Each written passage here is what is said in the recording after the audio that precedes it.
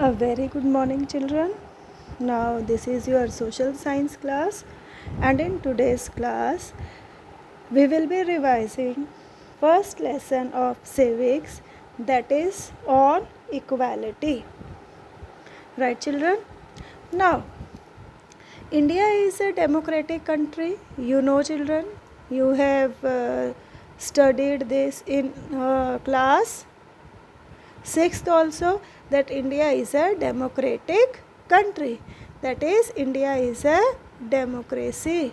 Now, what do you mean by democracy, children? You have studied this in 6th class. So, democracy means that it is a government of the people, then by the people, and for the people. What does this means? That in a democracy, the government is made of the people of that particular country only, and it is made by the people of that country, and the government is made for the people of that country.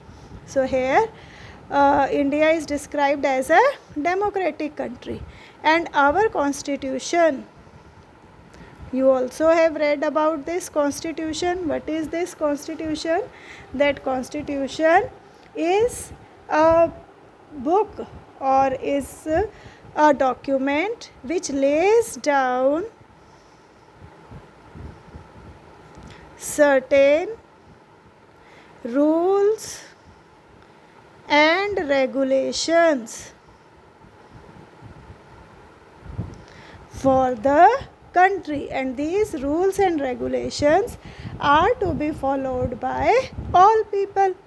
So according to India is a democracy, and we have adopted constitution. So according to the constitution, everyone is equal in our country. That means India provide right to equality to all its people, and this right to equality is one of the fundamental right which is given by the government, by the constitution, to the people of India. Right, children? And that's what equality is our chapter, that we will study about equality in this chapter. We will study about equality, that is what is it, what it is, what is equality, then why is it important,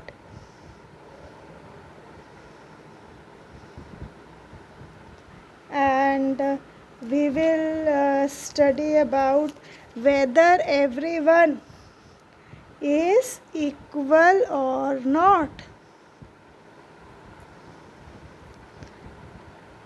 Equal or not. Do you think that everyone is equal in our country? Equality is provided to all its people. That all we will study in this chapter on equality. Now see, children, your chapter starts with a story where on an voting day, on an election day, everyone is standing in the same row and waiting for their turn to vote.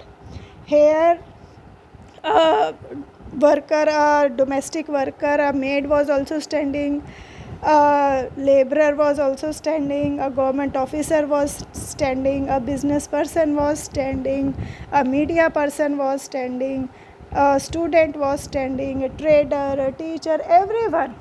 You also must have known that when the voting or elections are there in our country, everyone has been given this right to vote. So the chapter starts with this story where everyone is standing on the line to cast their vote. In that line there was one domestic worker or a maid in a house. She saw that Mr. Jain, on whom house she was working was also standing there. So she was very happy that Jain Saab was also standing in that particular line where she works. And after she cast the vote, at that time she has a feeling that everyone is standing in the same line, so everyone is equal. But is it so, children? When she, after casting the vote, when she goes to her work again, she goes to Jain Saab's home, and there she worked, and she asked some money of her salary in advance because her daughter was ill.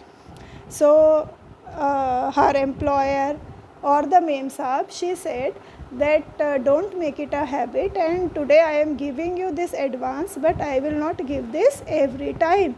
And Kanta was thinking about that, and she said that, ma'am, what I can do, my daughter is ill, and she often fell ill. Now what are the reasons why her daughter often fell ill? Because they live in a slum area where there is no housing facility, where there is no clean drinking water. She lives in a basti which is never cleaned. So that's why her daughter often fell ill. Now see the difference, that in the morning she was standing in the same line where everyone was standing. But in the afternoon, or as the day passes, she has to take money from her employer, and her daughter was ill. She does not live. She do not live in a clean environment, in a clean surrounding. So, children, here one can see the inequality between the Jain Sahab's house and the house in which Kanta lived. Do you think everyone is equal? No. Everyone here in this situation, our country provides equality to all, but in reality, if we see in our surroundings, we will see that equality is not there, or equality do not persist in the society. Everyone is not equal in the society. Now, but here we are studying what is equality. That is when everyone has given equal right to vote, and this is called as universal adult franchise, which means that in our country, whether rich or poor, or all persons are given equal right to vote, irrespective of their caste, religion, or social and economic backgrounds. That means everyone is given equal right to vote, and this is called as Universal Adult Franchise, or UAF. So our country, because we have a democracy, our country provides this equal right to all. Universal adult franchise is given to all, and this universal adult franchise is essential aspect. This UAF is an essential aspect of all democracies. That means if people are not given this UAF, we cannot call that country as a democracy. So here it is just an important right which is given by the government to all its people.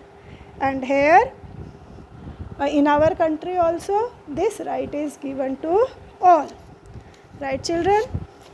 Then the second topic is other kinds of inequality. Other kinds of equality. Now what does this means? Other kinds of equality means that here we can see that the example of Kanta, that she is given right to vote, but her daily living and working conditions are far from equal. Right? We have studied from the example that apart from being poor, in our country India, people experiences inequality in different ways. This we will study, that Kanta is given equal right to vote, but still her daily living and working conditions are not equal to all. And similarly we will study about the kinds of equality, or you can say the kinds of inequalities people face in our country, with the help of two examples given in your book. Now the first example is inequality on the basis of caste. See children, in our country from the early time people believe in this caste system, and not all castes are treated as equal. So here the lower caste, or we can say the scheduled caste or scheduled tribe people, are not considered equal to all. Or you can say the Dalits, you have used the word Dalit, you have read about Dalit in class 6th also, that these people are not treated equal to all. They are seen as inferior in our society. So the people of these castes have to face lot of inequalities in their life. We will study this from an example of Om Prakash Valmiki. Now, who is Om Prakash Valmiki? He was a famous Dalit writer. And this Om Prakash Valmiki, when he was a child, he has to face inequalities or discrimination. He was a famous Dalit writer and he has written a book, Jhuthar. In this book, he has described about the discrimination which he has faced as a child. Now what happened to him children? That when he was a child and he went to school, the teachers and the classmates, they did not treat him equal. And they asked him to sit behind everybody. They asked him to sit right near the door, and sometimes the classmates would beat them without any reason. So when he was in class 4 children, the headmaster asked Om Prakash to sweep the school and the playground. And he swept the school. Why he was asked to sweep the school? Because he was a Dalit child. He belonged to a you can say lower caste or untouchable or Dalit caste. So he has to sweep the whole playground. He swept the whole day, and the corridor, he swept the corridor, he swept the playground. And other children at that time were studying when he was sweeping. And the headmaster was sitting in his room and watching him. Even he was not allowed to drink water. He swept the whole day, from doors and windows of the school rooms. Everything he swept, and the teachers and the children all saw him, but no one stopped him. So he was made to sweep the playground for the next couple of days also, and this came to an end when his father, who was just passing by the school, saw his son sweeping. At that time, his father confronted the teachers, and he went to the school and asked that why such treatment was done to him. So after his confrontation, his father's confrontation, he was asked to stop sweeping. So children, do you think it was a justified treatment with a 4th class child? No. Then the second example which we will study will be discrimination based on the religion. Here we are talking about the caste of Om Prakash Valmiki, and here we are talking about discrimination faced by Mr. and Mrs. Ansaris. Now Mr. and Mrs. Ansaris, they got transferred into a city and they wanted to have a apartment on rent. They had the money and they were ready to pay the rent. They went to a property dealer for help to find them a place. The dealer informed that he knew many apartments, he knew few apartments and were available for rent also. So they started visiting the apartments. When they visited the first apartment, the landlord asked their names, and when he heard Mr. and Mrs. Ansari, the owner refused to give him the apartment on rent. Similarly, then they go to another apartment. Here also, after knowing that they belong to Islam religion or they were Muslims, they were refused to give their apartment on rent.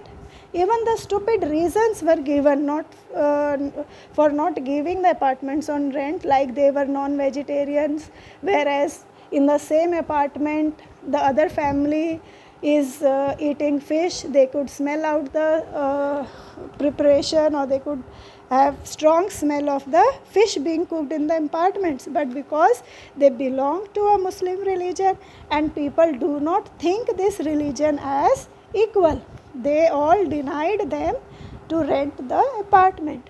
Then one day the property dealer asked Mr. and Mrs. Ansaris to change their name or to change their surname, but Mr. and Mrs. Ansaris refused to do so, and after a few months finally they got an apartment. So do you think, children, here also the treatment done to Mr. and Mrs. Ansaris was good? No, again this treatment was not fair to them, and because of this treatment their dignity was violated. Both dignities was violated, of Om Prakash Valmiki also and of Mr. and Mrs. Ansaris also. Here in these both examples, we can see that these both are discriminated on the basis of caste and religion.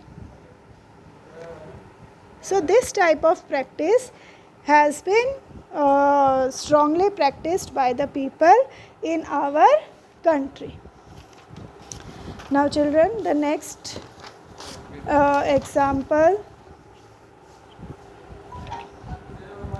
Now the next topic is equality in Indian democracy.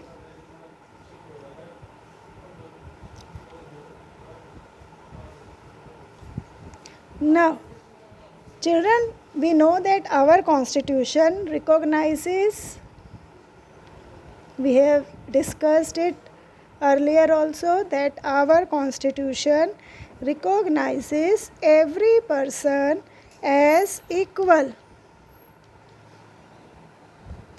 This means that every individual in the country, including male, female, persons from all caste, religion, tribes, educational and economic background, are recognized as equal.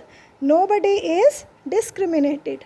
But still we have seen the examples that still inequality exists in the society. Right, children?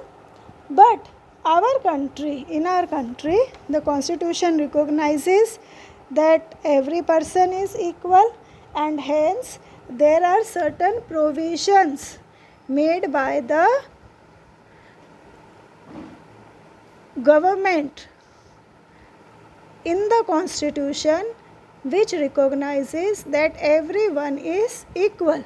Now what are these provisions which were written down in the constitution? The first is every person is equal before the law. That means that from president of the country to kanta, domestic worker or a laborer has to obey the same law. That means no one is above the law. Everyone is equal, whether he is the president, the prime minister, or a rich landlord, or a factory owner, or to a laborer. The law is same for everyone. And then the second provision is no person can be discriminated on the basis of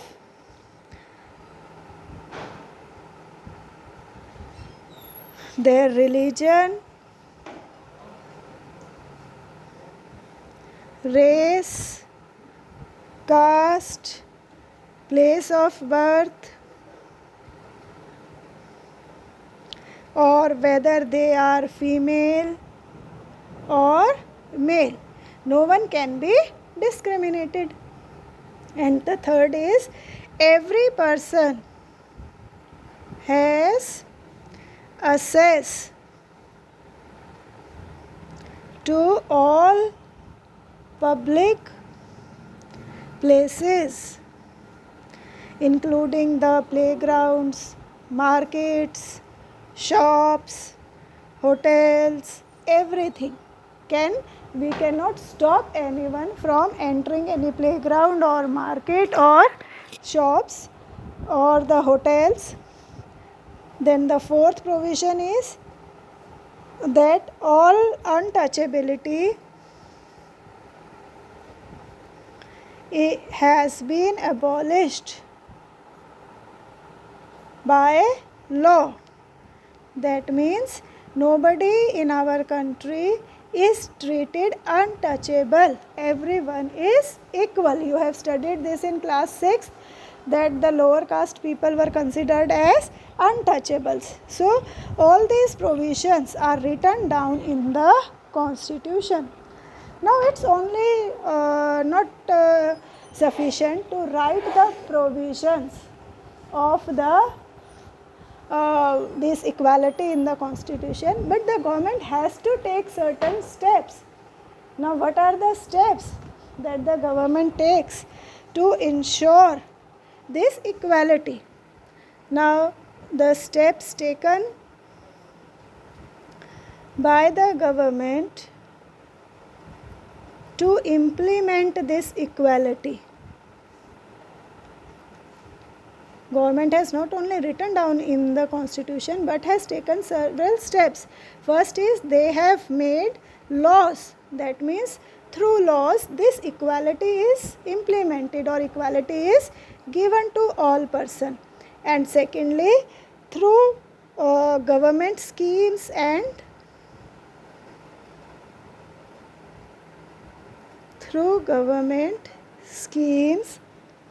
to help disadvantaged communities. So government take various schemes to help the disadvantaged community. Now one such scheme was midday meal.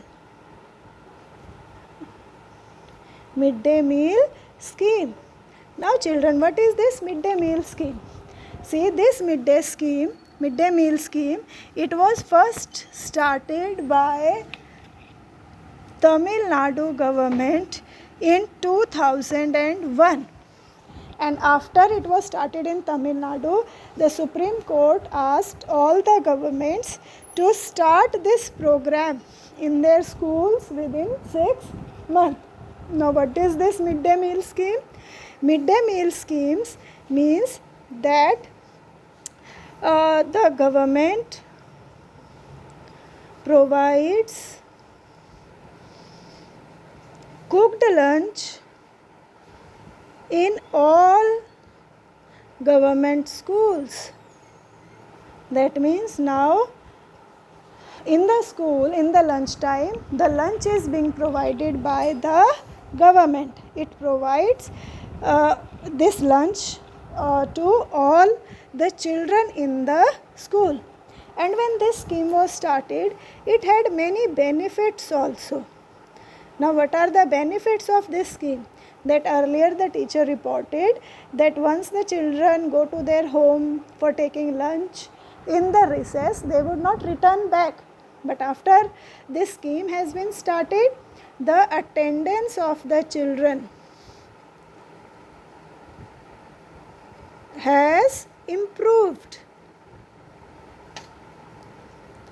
Now, one thing is that after lunch they will not go back, and second is because now lunch is being provided to the children, so now more and more children started coming to school. More poor children have begun enrolling in the schools. They started taking admission in the school because now lunch has been provided to the people all over the country. And then it is also has brought freedom to the mothers also. Earlier the mothers have to interrupt their work and have to go back to prepare lunch for their children. Now they no longer have to worry about that and can continue their job. Then it also provides equality to all people. How it provides equality to all children in the school? Because now all the people, all children, poor or rich, upper or lower caste children or student will sit together and have their meal together. So it provides equality in the schools also.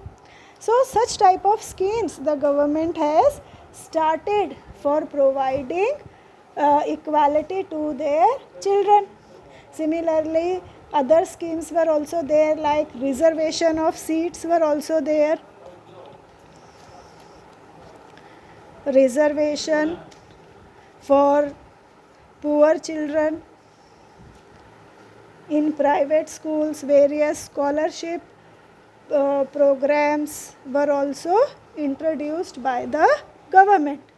This was just to provide equality and to provide benefit to the poor or the disadvantaged people, so that they could get chance and they could or they could be treated equally, or they could place themselves or make themselves equal to others. But see children, despite the measures undertaken by the government, there still exists inequality in the Indian society. People are forced into unequal situations, exploited and treated unfairly on grounds of caste, class, religion and gender. Right? We have studied about the example of Om Prakash Valmiki and Mr. and Mrs. Ansaris. Still people believe that certain castes are inferior to them. They are not equal to them. So the need is to change the mindset of the people. It is we who have to change our mind. Even the laws are there, the various schemes are there, but still in the society it is we who have to change our attitude towards the disadvantaged. Unless and until it is impossible to establish equality in the society in the absolute terms. Unless and until we change our attitude, we cannot establish equality in the society. Right, children? Now, the last topic is issues of equality in other democracies. That means that India is not the only country in the world that is suffering from inequalities within the society. In all the democracies of the world, there exists some or the other form of inequality. Here we will study about an example of USA. We will study one example of the USA, United States of America. In United States of America, there were African Americans. Now, who were these African Americans? These were the people whose ancestors were slaves, who were brought from Africa. So these African Americans, they were not treated equally in United States of America. Prior to 1950, before 1950, they were not treated equally, and they were denied equality by law. These African Americans were denied equality by law. Here we can take example, that the example given in your book is of Rosa Parks. She was an African American. So how they were treated in America, that if African Americans traveled by the bus, they have to sit either at the back, or even when any white person entered the bus, they have to give their seat to the Americans. So one day, this Rosa Parks, in 1955, she was very much tired from her work, and she refused to give up her seat to a white man.